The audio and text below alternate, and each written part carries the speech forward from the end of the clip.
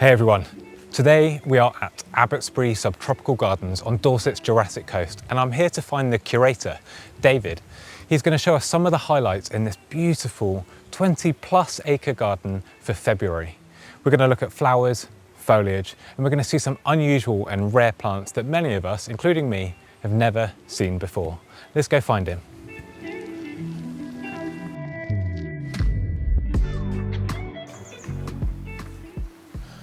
There's David, appreciating the flowers of this enormous magnolia. Which one is this? Hi Craig. This is Magnolia Hawk, and it's a very rare hybrid of the quite well-known Magnolia Camellia, which if you go down to Cornwall in February and March will be sort of lighting up all these great Cornish gardens. And in fact, we have some big ones up at the top of the garden as well. So that's one of the parents, and the other parent is Magnolia robusta. So that parentage gives it a slightly later flowering time, and it's actually much smaller than Magnolia Camellia. So this is probably about half the size that Camellia will get, because they are true monsters. We might be able to see one later if you're really lucky. Yes, so this, even though it's actually quite a small Magnolia variety as they go, this one is the largest specimen of this variety in Britain and Ireland, both for height and girth. So it's one of our champion trees, and it's in the highlight of its bloom at the moment, and this might last 2-3 weeks, and then after that the leaves will come out and it will begin its fight for light with everything that's around it. That's the only problem when you're growing in a forest, I suppose. When you say champion tree, is that something that other gardens have champion trees, and this is part of a group of champion trees in the UK, or is it? Explain that term. Yes, so champion trees is organised by the Tree Register, which is a charity that go around gardens and they measure the most notable trees within the collections. And then they create this great big database of those trees. And depending on the height, from the base to the top, or the girth, I think it's girth at chest height, they basically award certain trees champion status. So that you can be a champion for being the biggest tree in your county, biggest tree in your country, or in Britain and Ireland. So in this case, this is the biggest both girth and height in the whole of Britain and Ireland. Which is quite an achievement. So definitely a tree to see if you love your magnolias. And like I say, it's February in the gardens. So it's looking fantastic at the moment, isn't it? Absolutely. Okay, what else is looking good in the gardens at the moment? Oh, we'll go and have a look. Oh, there's sunshine up in this part of the garden. I might even take my hat off fairly soon. So this is an Eriobotrya. So I'm sure many of your followers will know Eriobotrya japonica. Yeah, we all grow that one. It's a great hardy evergreen, but this one looks a bit different. Which one's this? Yes, so this is Eriobotrya deflexa. So it's actually very different in a lot of ways to japonica. This comes from Taiwan, so a completely different part of the world, really. And the main reason that we're growing this plant is for these wonderful new shoots that come out. Got a really, really nice red texture, red colour to them. With that kind of February sun shining through them, it's a very, very attractive tree. Why are they red? Yes, so it's a good question.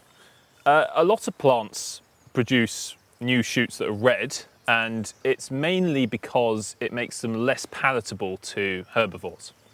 So if you're a deer or something wandering around a woodland, you're much less likely to go for something that's red than something that's nice and lush and green.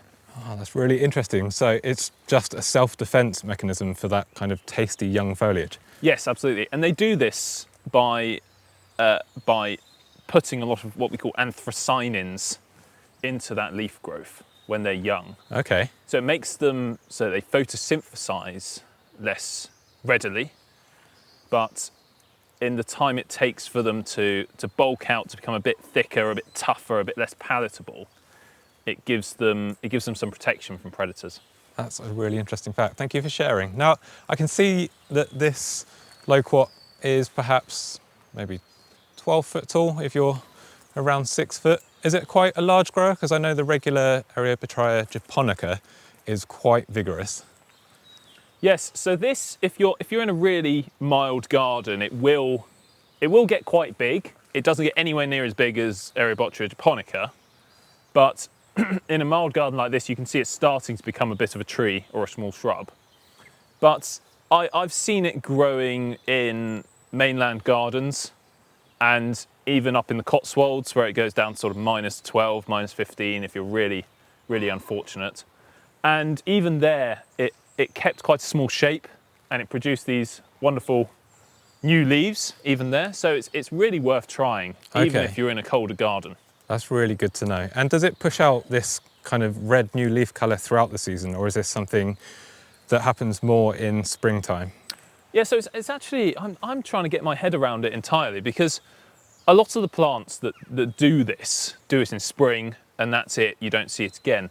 But this plant does seem to do it across most of the year. And even in the depths of winter, you have some of this going on even then. So it's very sporadic. And that actually gives it this year-round ornamental effect. That's really that little good. else does. Yeah, definitely one to try. So we've found a plant in some sunshine, which I'm very glad of, because it means I can get out of the jacket and the hat. And this plant is a Sarum splendens, and it's commonly known as the Chinese wild ginger. And it's a close relative of the European ginger, which of course none of them are actually at all related to gingers in any way whatsoever. It is instead much closely related to the aristolochias, which some of you may know as these giant, great fly-pollinated flowers. Yeah, with kind of huge round leaves, and they grow as climbers, right? Yes, absolutely. Okay. So we've got some aristolochias outside in the garden, and what many people don't know is that there are hardy aristolochias. Nothing nearly as big as the sort of macrophyllars that you get in the glasshouse at Kew, or even the grandifloras with inflorescences that can be over 1 metre long. Okay, but for those of us that are in a part of the world with colder temperatures, this is a relative that we can try? Absolutely. So this is a relative that can be tried, and it's got very similar flowers that are born on the ground, Okay. not far above their rhizomes, of which this plant grows from. These plants are pollinated by ground beetles and ants, and they find these flowers by going through the understory of leaves, because normally these flowers are entirely covered by these wonderful leaves. It's quite a thick carpet of foliage as well, isn't it? Yes, absolutely. So the main ornamental merit of this plant in a garden is not for its flowers, but it's for its leaves and for the foliage effect that it brings.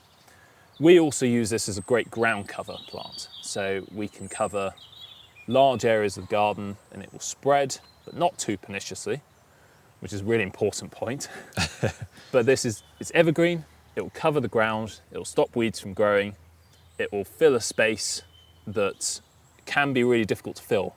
It's incredibly drought tolerant, and basically it's just bomb-proof. Is ground cover something that you have to use a lot in the gardens? Because I imagine there's a lot of weeding in the 20 plus acres of Abbotsbury Subtropical Gardens. Yes, absolutely. So we're such a big garden, and the kind of unique nature, I guess, of Abbotsbury is that we don't have masses of sweeping lawns or big arboretums that we just mow.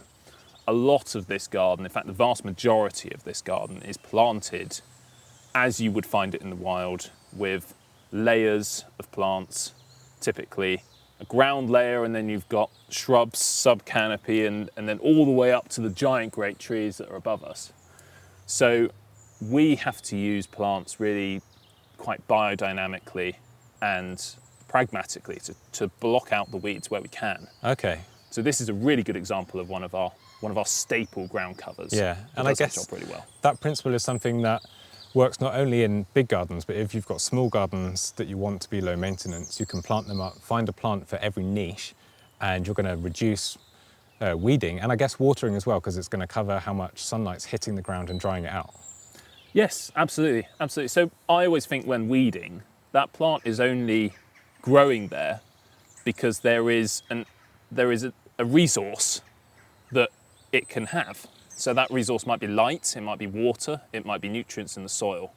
So when you look at those different resources and you work out which aspect is giving that room to grow, then for every weed you have, you can replace that with a plant. That's a really, really good way of looking at it, and refreshing as well. A weed is a sign of an opportunity rather than a problem. Absolutely. I love that. So under the giant great rhododendron bushes, we have a quite unusual camellia. This is Camellia transnocoensis. It comes from Taiwan. And these flowers are really quite gorgeous and delicate. It's a really small flowering camellia compared to what I'd expect from camellias. Yes, absolutely. So we're used to all these great big blousy japonicas that are the most common in our gardens. But this is really dainty, it's really small. And the other benefit that this has over a lot of our commonly cultivated camellias is that it flowers over the entirety of the winter. So this goes from pretty much October until about March, April time is when it kind of finishes its flowering. The other great thing about this, well in fact there's lots of great things, the next great thing about this is it's fragrant. So the most commonly known fragrant camellia is Camellia sasanqua, which when you walk through a woodland of Camellia sasanqua, it's quite immersive and heady, Yep. the scent. But this one is fragrant and it flowers for a very long time, which makes it incredibly desirable when it comes to camellia breeding. Because a lot of these camellias are quite promiscuous again. Yep. So they'll nearly all cross with each other. And this is proving like it's going to be the parent for the future when we're looking at growing fragrant, long-lasting camellia flowers that are quite hardy. I noticed you've got it tucked under the enormous rhododendrons. Does it need quite a bit of shade to thrive? Yes, well, it definitely wants to be in some shade. And more than anything else, that gives it the frost protection, because this is not that hardy. Okay. So it does need quite a lot of protection. And this rhododendron gives it just that. And it seems to grow perfectly fine in here. This is a mature plant. This is about as big as it grows. So it shows they don't all turn into monsters. This is quite a delicate plant. But yes, the rhododendron gives it just the perfect amount of light coming through and the perfect shelter from the cold as well. And by the path here as well, so when the sun's on it, you can smell that fragrance when it's in bloom. And when it blooms for such a long period, especially through winter, it's a nice surprise to stumble upon when you're wandering around the gardens. Absolutely, absolutely. And one thing that I really like about this plant is the form. Yes. And we're so used to camellias having these great big leaves, and they're kind of a bit blobby. They're just giant, great evergreen lumps. Whereas this has tiers and layers and these great long branches which bear all the flowers. It is absolutely covered, isn't it? And like you say, there's blooms and buds ready to come. So this is a real rarity. This is Rhododendron ginesterianum. It comes from China and Myanmar. It's got a really small, really waxy looking flower. Yes, it's completely bizarre. It's not really like any other rhododendron that we have in the collection here. And you very, very rarely see it grown. I think it was introduced by Kingston Ward, and he notoriously said that it was a really difficult plant. But we find it's very happy here, and it deals perfectly fine in our Sino-Himalayan glade. So perhaps it's worth trialling. It's yeah, smaller flowers, but very bizarre, smaller leaves. And I guess the situation is, again, partial to full shade come summer when the canopy's in full leaf.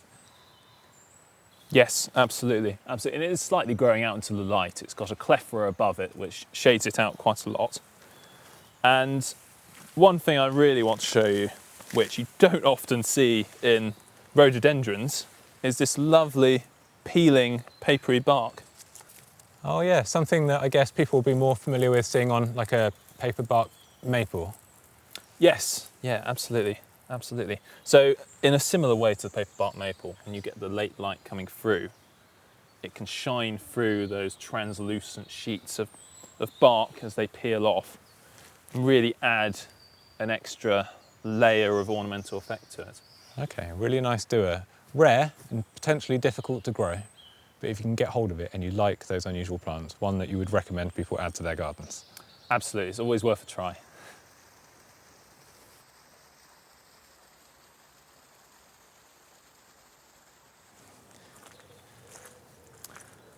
So, in a completely different area of the garden, we have Rhododendron petasitis, which is this glorious plant that is often grown for its foliage. These great big leathery leaves. They're nice. They've almost got a furry look to them. Yes, exactly. They've got a slight sort of toast layer to them. You can almost hear one of those plants. You just got to get in there and really start tactile. rubbing. Yeah, exactly. So this is a gorgeous evergreen shrub. If you're mild enough, if you're lucky enough to have a spot like ours that allows this to get through the winter, it behaves as an evergreen, and then it flowers with these wonderful, great big inflorescences, and shows off its family, because this is in the Asteraceae family. Okay, yeah, you can see that when you look at the flowers. And it's a woody plant, really. It's a shrub, so it's more or less a tree daisy, which are fairly more common from South America than you get in the Northern Hemisphere. Okay, and I know this one's actually quite vigorous because I'm not as lucky as you. Mine gets frosted back to the ground each year, but it is reasonably root hardy and it regrows to almost its former size in a matter of weeks through spring and summer. Yes, absolutely. So if you're not lucky enough for the plant to make it through the winter, it, like you say, it is root hardy, and it's worth growing for its foliage alone. And some of the time, I mean, you may get a really, really mild winter and then you can get these great big flowers come along. But without digging it up and sort of sheltering it in a glass house, it's quite difficult to ensure you get anything that looks quite like that. As good as this. Is it reasonably easy to take cuttings off as a kind of a winter backup? Yes, yeah, absolutely. So you can take cuttings probably August, September time are pretty good. You can go earlier than that, but that will take away some of your foliage display. So before the first frosts, essentially, really easy from cuttings. Kind of, you're looking at a couple of nodes in some well-drained material in a glass house or even on your windowsill. We'll get it through the winter, and then it will regrow to quite a decent size from a cutting every year. Brilliant. Definitely one to try. Absolutely. So at the back of this border, we have the Buddleja officinalis, and this is a winter flowering buddleja. It's been flowering for maybe a month or so, pretty much from the beginning of January. So yeah, and well, many people think of buddlejas as your sort of typical Buddleja davidii that we're so used to growing down the side of the motorways. And this hails from a similar part of the world in China, but it flowers on the last year's growth. So what we do to this one is after it's flowered, we hack it back pretty hard in sort of, well, it will be mid-spring, early summer by the time this finishes. So we hack it back, and then all this growth comes out in that time and then flowers on the tips. It is in the following really, spring. really vigorous. I remember when I worked here, this was in the area I looked after, and I unknowingly almost chopped it back like you would with a normal buddleja at the wrong time of year, and I would have cut off all of these beautiful flowers. I mean, again, this one's up probably twice your height after having been chopped back. And like you say, these flowers are really, really beautiful. Now, is this loved by bees and butterflies as much as your more regularly available buddleja? Yes, absolutely. When there are bees and butterflies around. I mean, I it's guess a chilly February day. Yeah, very cold today. We have seen one bumblebee, but not a huge amount of things out here pollinating this at the moment. But it's certainly loved by visitors and gardeners. Again, how hardy would you say this one is compared to the regular buddleja? Well, you see this one, it's probably not quite as hardy as your typical davidii, which is almost bomb-proof. You can grow it pretty much anywhere, providing you've got the drainage. But this one is pretty hardy. It does come from an area of China that can get quite cold. But what you typically find is, because it grows through the winter, because it flowers in the winter, these flowers can get frosted off. So sometimes, in fact, you can even see a bit over here where it's been hit by the cold. These flowers have been terminated early and those are frosted off, but that's not a problem. I can cut that off and it is continuing to flower all the way down the stem with these slightly later flowers. Okay. So more or less, basically, the colder you are, the less flowers you'll get through winter, but you'll still get quite a lot through spring. And the wonderful thing about this plant is it almost behaves like an ephemeral would in a woodland, like the viola over there, which comes up this time of year and then it will go dormant through the summer. This does a very similar thing, but in the form of a shrub. So this is growing under this great big Idacia that's above it. And the Idacia have these wonderful massive leaves and amazing red fruits in the autumn, but it smothers most of the light from getting to the Buddleja underneath. So this plant relies on the winter months to grow and to flower. So what that means is we can use it when we're layering plants. If we have a tall deciduous tree, you can grow a Buddleja officinalis underneath and it gets enough sun, enough growing time through the year to produce these wonderful flowers in spring. And then what happens then is, after it's flowered, we cut it back. Everything in the front of the border then succeeds the hole that's left. That's really good. So it's kind of planning the phases of your garden through the year and putting something interesting at the back of the border that's going to kind of step forward as the star of the show when everything else is in this dormant state.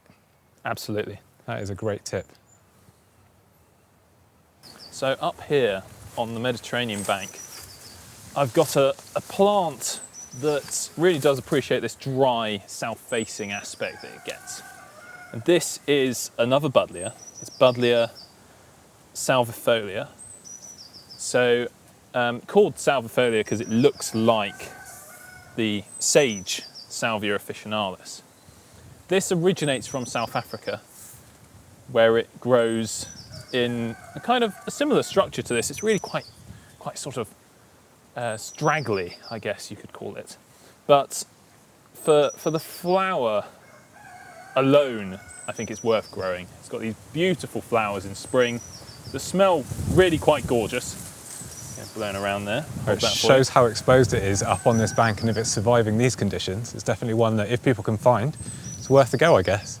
Absolutely, absolutely. And actually, we've been looking at quite a lot of half-hardy plants today, but this is one of the more hardy ones. And I know of people growing this in Yorkshire, I know of people growing this up in Birmingham, so it really is, if you can give it a good, sunny, well-drained spot, it will do well. And in fact, the flowers, whilst they're great, I've heard of people growing it for the leaves. And the leaves themselves, if you give it a good cut back, you get these wonderful leaves coming out. Really nice texture to them. Yeah, and absolutely. almost a kind of a glaucousy greeny blue with that silvery underside. Yeah, Absolutely. I can see why it's attractive as a foliage plant as well. It's really gorgeous. It gives you that Mediterranean feel. And, well, behind it, we have the same plant. This is Buddleja salvifolia, but this is a different form. So we have two forms here growing side by side. This is the blue flowering form. And you can tell just how variable it is. The leaves are maybe a quarter of the length. The flowers aren't even out yet. They'll be a lot later. And they are this kind of typical salvia coloured flower, I guess, but on a completely different shaped plant. It just shows how variable plants can be, doesn't it? And why, I guess, collection numbers and kind of details of the origin of these plants is so important. Absolutely, absolutely. So if I trek through the middle of these two, over here we have another South African plant, and this is really just coming into its own, but it's been doing this for 2 months at least. This is Erica canaliculata, And no, before you ask, no, you can't. You should know my sense of humour. So this is it's a tree heather, a South African tree heather, but it doesn't really grow as tall or as big as the European tree heather that we're more familiar with. And but the one thing this does do is it is just absolutely smothered in flowers. It really is. And again, to have so much flower power at a time of the year like February is really good. Is this something that people will be able to grow in their own gardens? So it's one that needs a lot of drainage, and it needs a mild spot that's not too cold. But again, this has survived minus temperatures here, so it's one that's worth a go. Okay. And certainly if you're in south of England, or you've got a nice south-facing wall, somewhere where the frost can drain off and it doesn't get too frosty, this is certainly worth a go. Just walking through our tunnel of the European fan palm to have a look at a palm that's looking particularly good at this time of year. And so over here in this bed, we have the wonderful mule palm, which is Buddleja nabonandii. And this is an intergeneric hybrid between the Lesser-seen Cyagrus, which is quite a tender palm, but looks really exotic and tropical, and the jelly palm, Buddleja capitata, which is quite hardy, and we grow all around the garden here. But because this is a mule palm hybrid, it's completely sterile. So in order to get this plant, you have to have a parent from each side hybridized, and then that creates this F1 hybrid, a bit like a cockapoo, essentially, and the same idea. And so it's got the hardiness of the Buddleja and the wonderful exotic foliage and this lovely dark stem colour of the Cyagrus. So what this does is it gives an amazing tropical look and a palm that is almost, well, there are basically no palms that are hardy within the United Kingdom that have a dark stem.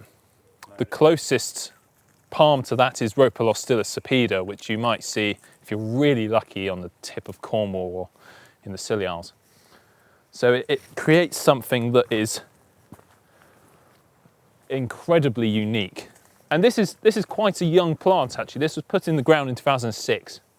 So I mean, we're getting on to 20 years old, but in the world of palms, in the world of jubeias that can take 50 years to get to this size, or Buddlejas, which often have to be bought in really big to get a decent sized plant, it's fairly quick. I mean, a lot of people that have tried to grow rare and unusual plants, palm trees, especially from seed, will know just how slow they are. They might germinate relatively quickly, but to get the actual true leaves pushing out takes ages. So to see something that grows to this scale in that amount of time and really does look super tropical is amazing. Now, when you hybridize plants, and I'm guessing more so with intergeneric hybrids, you get something called hybrid vigor, don't you? That I'm guessing is helping this plant kind of grow at this pace and thrive so well in Abbotsbury Gardens. Absolutely. So I'd say there's almost certainly a bit of hybrid vigor going on here to get it to grow this fast. The other thing that might be contributing to that is one of the parents being Cyagrus. It has a longer growing period, which comes from being in a typically a more mild environment. So it's adapted to that mild environment. It means it can grow year round, more so than the Buddleja capitata can, because it comes from that colder mountainous environment. So it's either hybrid vigor or that, I would say. I can't wait to see how tall this plant's going to get. How high do you estimate, kind of based on its parentage, it's going to reach? Well, both parents are quite tall, so it's hard to know because I don't think these have been around that long.